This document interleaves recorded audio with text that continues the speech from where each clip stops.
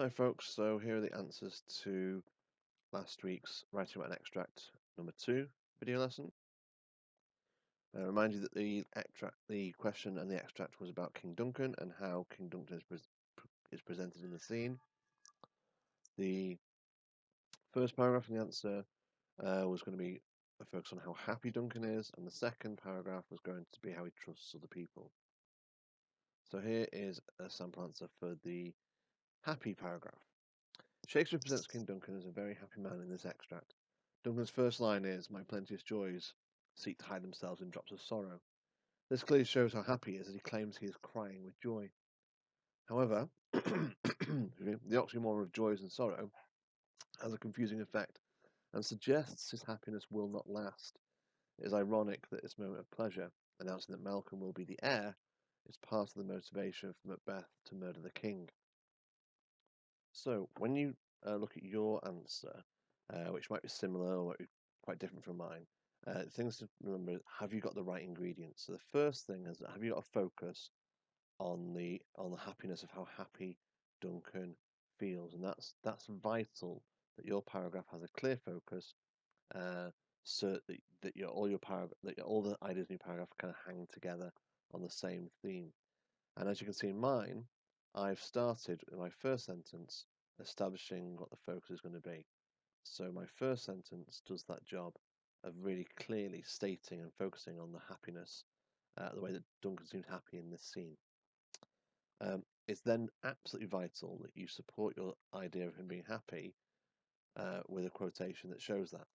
So in my example, I've gone for the first line, and in the extract that Duncan says, and I've used ellipses in the middle of my quotation, so I've saved a bit of time not having the full quote written out, but I've managed to get the bits that I wanted to include. That's followed up, as you can see, with an explanation. Okay, and the third step of this process is to explain basically how that quote shows he's happy. And my answer does that here. This clearly shows how happy he is, and as he claims he's crying with joy. So a simple explanation showing that I know and understand what the language means. Now, to get the higher marks, you need to then zoom in on a keyword and from the quotation, and also use terminology if you can. And this is where things get tricky.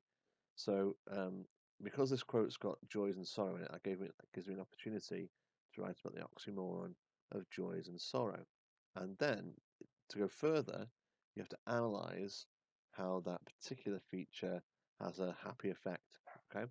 Now, in my example, I say it has a confusing effect and suggests that its happiness will not last. So I'm actually using the terminology oxymoron to comment on the strength of the happiness that's being suggested. I then go further, and a second part of analysis say it's ironic that this moment of pleasure, announcing that Malcolm will be the heir, is part of the motivation for Macbeth to murder the king. So I say it first of all in my red section that the happiness will not last, and then I go further and explain, why it is that I think the happiness will end soon. Okay, so that, again, same, use those 5 colours or your own set of 5 colours. Check your paragraph and make sure that you've got all the ingredients you need.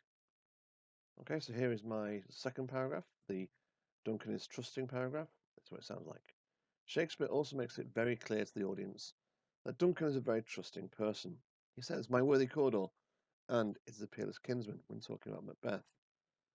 Both these speeches indicate that Duncan has trust in Macbeth and does not suspect the treachery within. The audience is shown Macbeth's true character in the aside, "Stars, hide your fires, let not light see my black and deep desires." And the effect this has is to make Duncan seem foolish for being so naive, for trusting the new Thane of Cawdor. Okay, so here is the second paragraph, and this is your kind of guide to what makes it a good one. So this is what you should have done in your answer. Don't worry if you've got slightly different ideas, as long as the structure is right.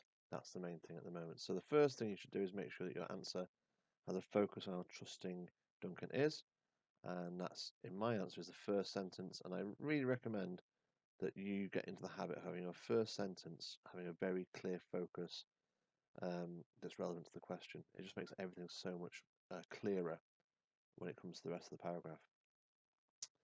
As you know, it's important to have a quotation, and the second part of my answer, the second part of your answer, should be that quotation. Now, in this one, I've got two quotes. I've got the "My worthy Cawdor" quotation, and "It is a peerless kinsman" question. And they're both in respect and reflecting his feelings towards Macbeth. So I've put but two quotes in. Sometimes in an answer, if you can't find a long quote, you can double up your quotes with two short ones. It can be quite an effective strategy.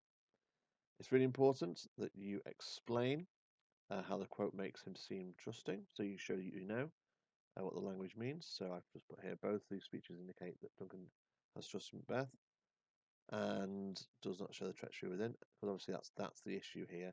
It's not so that Duncan's trusting, it's that he's trusting the wrong people. And Macbeth is definitely not someone he shouldn't be trusting. As we know, to get into the higher kind of marks, you need to zoom in on a keyword from the quotation, and if possible, use terminology.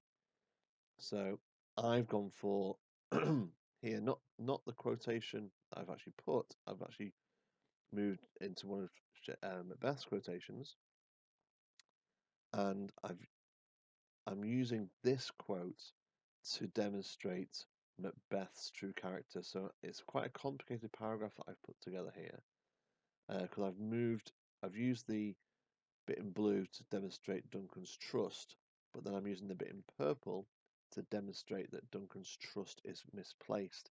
And the point is, it's the aside that gives that shows, I should say, Duncan's trust is in the wrong people.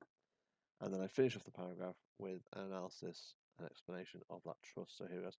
The effect that it has is to make Duncan seem foolish for being so naive, for trusting the new Thane of Cawdor.